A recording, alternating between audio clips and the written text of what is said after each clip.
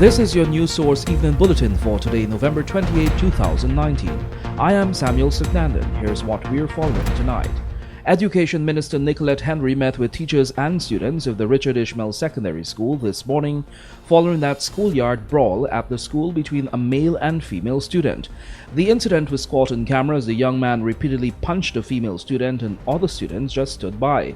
In a statement, the Ministry of Education said that during the meeting with the students, the Education Minister encouraged the students to find other ways, apart from violence, to deal with conflicts among themselves. She said there is a certain behavior that is set out in the school policy that they should at all times adhere to. Rather than getting involved in conflicts, the minister told the students that they should be maximizing the educational opportunities that have been offered to them. According to the Education Ministry's statement, the Minister of Education also told the students that they should be their brother's keeper and look out for each other more. In a separate meeting with teachers of the school, some of the teachers shared their views on the issue of violence in the school and how the problem could be addressed. Minister Henry reminded the teachers that they are the mainstay of the education sector, and she will ensure that their welfare and safety are always of paramount importance. She also told the teachers that the school's welfare department will be utilizing the services of one of the mobile psychosocial unit to address issues affecting both students and teachers at that school. In addition, the students who were involved in the fight met with the Minister of Education and apologized to each other. The investigation into the incident is ongoing. News source understands that it is likely that both students will be suspended. According to persons familiar with the incident, the boy who was caught on camera hitting the female student is an orphan who lives at one of the orphanages.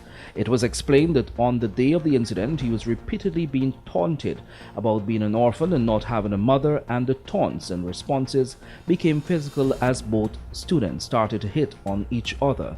The Education Ministry intends to ensure both students are counseled before returning to school. More news in a moment.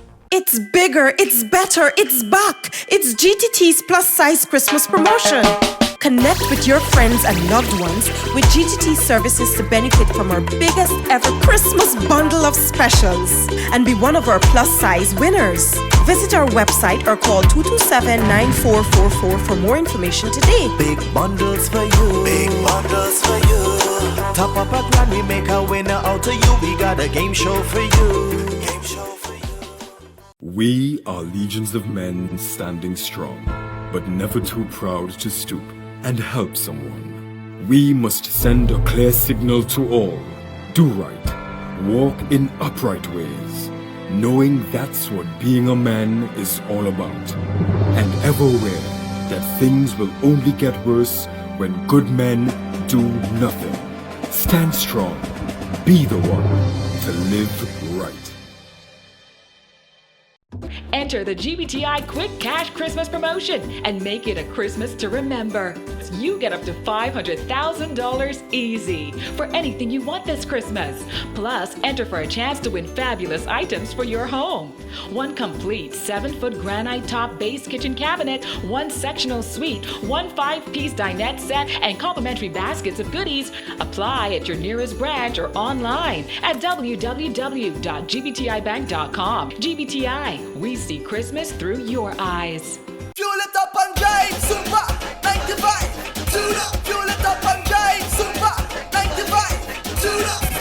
Protect your fuel system, boy. High mileage and performance, boy. Guyana's Super 95 gasoline gives you more reasons to drive and is available at 56 service stations nationwide. For affordable price, high performance, and high mileage, choose Guyana's Super 95 gasoline. Fuel it up and drive. Welcome back.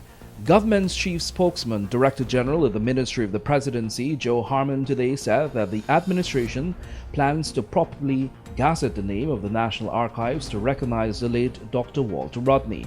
Although Dr. Rodney's name was added to the National Archives several years ago under the previous government, the change was never gazetted and therefore could not be used on official documents or for agreements. The current government recently changed the sign of the archives to its original National Archives name, removing the sign that carried the name of the late WPA leader, and that created a furor among some members of the WPA.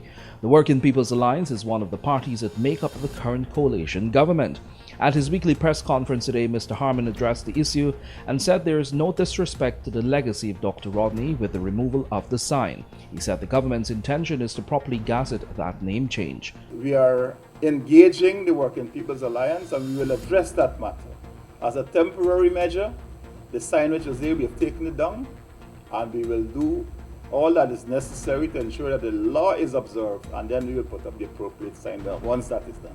Mr. Harman said the partnership in which the WPA is a member is strong. Pressed by reporters as to why the government did not just gazette the name that had not been gazetted before, Harman said the decision is now to move in that direction. He accused the opposition PPP of once again attempting to use the issue to create conflict between the WPA and the rest of the coalition.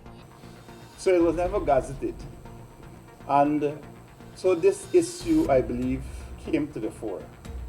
But the whole idea between doing that and, in fact, calling for a commission of inquiry just weeks before the last general elections was, in our view, an attempt by the PPP to drive a wedge in the APNU between the rest of the parties in the APNU and the Working People's Alliance.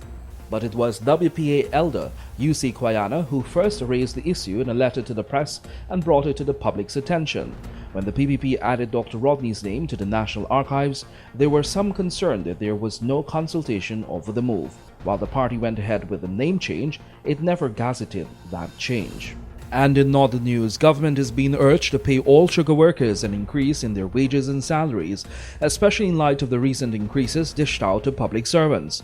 The call has been made by opposition leader Mr. Barrett Jackdio, who told a media conference today that monies are available for these increases and the government should tap into it. The People's Progressive Party Civic General Secretary is suggesting that government use finances obtained by NISIL through the Ghana Sugar Corporation Gaisuku. He said they don't have to go back to Parliament and they don't have to use from the contingency fund. They can easily transfer some of the money they are getting from the bond and paying 4.5% interest on and finance the salary increases. Jackdio said he has been paying attention to the reasons being offered by the government as to why it has not addressed the issue for increases for sugar workers. The government has been saying that it is up to the board of Gaisuku to decide on whether it can offer that increase. They don't have to go back to Parliament. They don't have to use the contingency fund. It doesn't have to be part of the budget. They can easily transfer some of the money that they're sitting on, paying 4.75% interest on, not using the money, sitting on this money. Now, they could easily transfer it to Gaisuku and finance the salary increase. We believe the sugar workers should be paid, get a salary increase, and we believe there is a means of financing this now without having to go to any fund. The Guyana Agriculture and General Workers Union, GAWU, the union representing the workers, has urged government to engage the board and other Gaisuku officials in finding a way to provide the workers with a pay rise. Meanwhile, the workers are contending that it is far too long that they have been without any raise in pay. Meanwhile, having benefited from billions of dollars in tax concessions, businessman and presidential candidate for Change Guyana Robert Badal has now made a commitment to changing how such concessions are granted if his recently formed party wins the next elections. Badal, who has been pushing his business record as a reason to elect him, recently admitted that he benefited from 50% of the concessions he requested from the government for the expansion of his hotel. Finance Minister Winston Jordan recently confirmed during a radio interview that the businessman turned presidential candidate benefited from billions of dollars in tax concessions. Asked today to respond to the minister's comments and whether this could impact his political ambitions, Badal told news sources at a press conference that although he has been a beneficiary, he is totally against how the concessions are distributed. He said Guyanese investors are left at a great disadvantage. Badal said his party has a plan to create a different arrangement whereby all concessions are placed in the tax code, and he believes that will make it more open and transparent. I've said this before, I receive no favor. I've asked ask for no favor at all. What the minister is calling concession is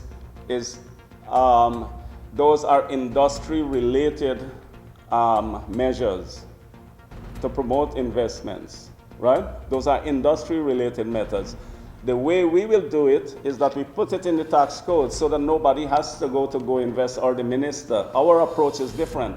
They want to create this discretion so that they can exercise this discretion to their friends, right, and corrupt the system. The former AFC supporter said over the years, the private sector has been saying that Guyanese investors are discriminated against when it comes to concessions. He said while foreign-owned companies are given tax-free choices, local investors pay heavy taxation to subsidize those foreign investors. I'm saying that the taxes are extortionary, it's excessive, it's discretionary, it promotes corruption, it gives rise to overspending, and in the process, it transfers wealth and hard income from households and individuals and from the private sector to a corrupt government. The businessman said his party plans to implement a low-tax policy where they will abolish concessions, allowing businesses to freely invest because the taxes are not prohibitively high. In addition to that, Badal wants to increase the tax threshold to $100,000, which will give Guyanese more disposable income. He said Change Guyana also plans to reduce the taxes on motor vehicles to 20% rather than 45%, allowing Guyanese households to own a vehicle. But the finance minister has said Badal's tax policies are only surface level and accused the businessman of failing to examine the intricacies involved.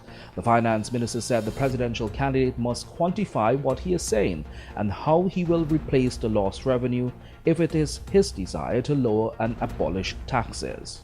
Now over to the courts. 34-year-old Rajan Dindyal of Diamond New Housing Scheme was today sentenced to 15 years in jail for the 2017 killing of a man at a wedding house. Dindyal was recently found guilty of manslaughter over the death of Alliston Henry. The two men were reportedly at the wedding house when they got into a fight, and Dindyal armed himself with a paddle and repeatedly hit the other man, Alliston Henry, to the head and body. Henry collapsed and died. In handing down the jail sentence today, the presiding judge said 2 years will be deducted from the sentence for the time that the man spent behind bars during the trial. And still in the courts, a 57-year-old businessman who is serving a 3.5-year sentence for cocaine trafficking was today slapped with an additional year in jail. The convict Andre Singh of Diamond was found guilty along with another man back in August of trafficking over 5 kilograms of cocaine in 2018. He was sentenced to 3.5 years in jail and fined $11.7 million.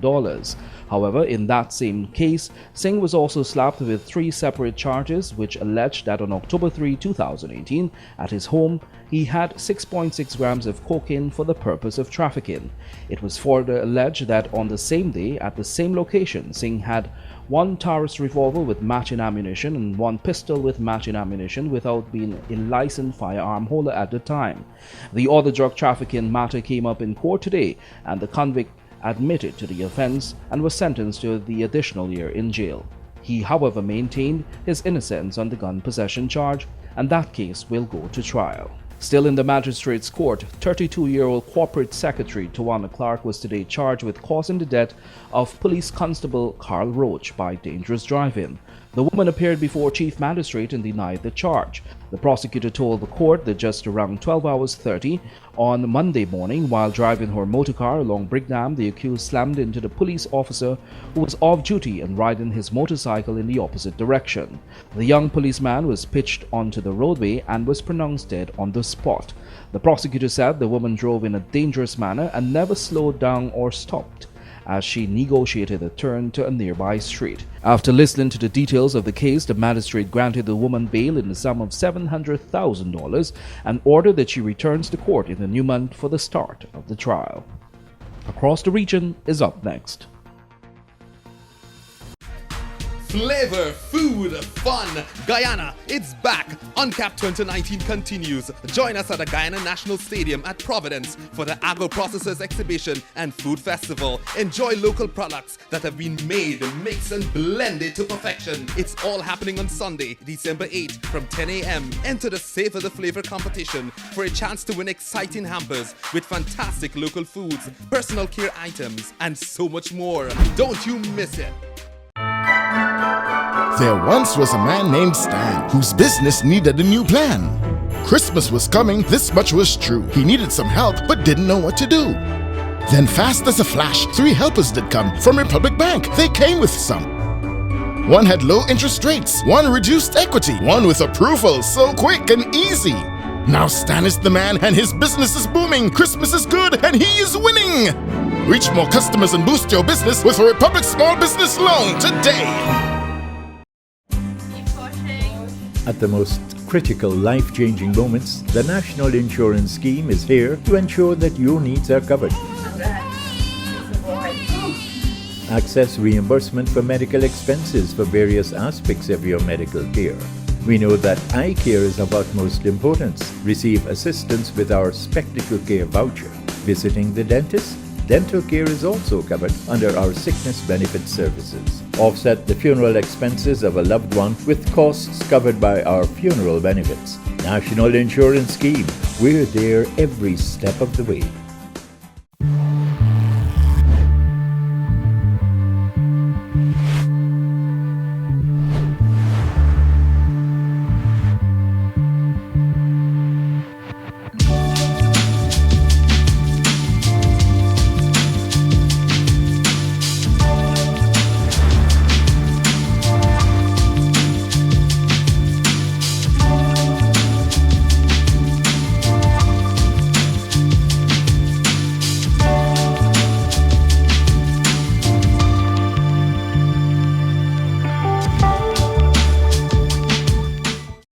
They've made a positive impact on the heavy-duty transportation industry in Guyana since they've arrived.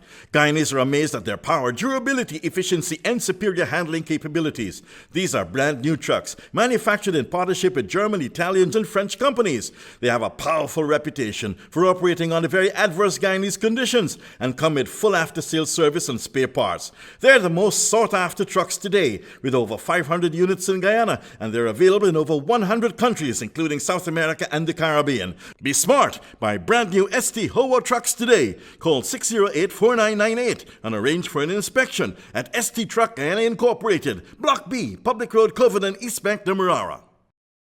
Welcome back. Across the region is right now. The Dominican Republic is monitoring the situation in Haiti while ensuring its readiness with modern technology and the ability to respond to any circumstance that requires the protection and defense of the country's security. During the last 2 years, there has been a total change in the management of border security, which is one of the main missions of the Armed Forces Defense said. It adds that it has reinforced the units deployed in the border area with more soldiers, where there are currently around 9,000. Meanwhile, smoke from burning forests in the Amazon can intensify glacier melt, researchers say, fueling concern about a water crisis in South America. The team found evidence that show and ice was being darkened, accelerating the melt rate, threatening supplies. Melting tropical glaciers provide water for millions of people in the region. Scientists modeled the movement and effect of smoke particles from fires in the Andean glaciers and checked their conclusions against satellite images, and they say the impact will be felt across the continent.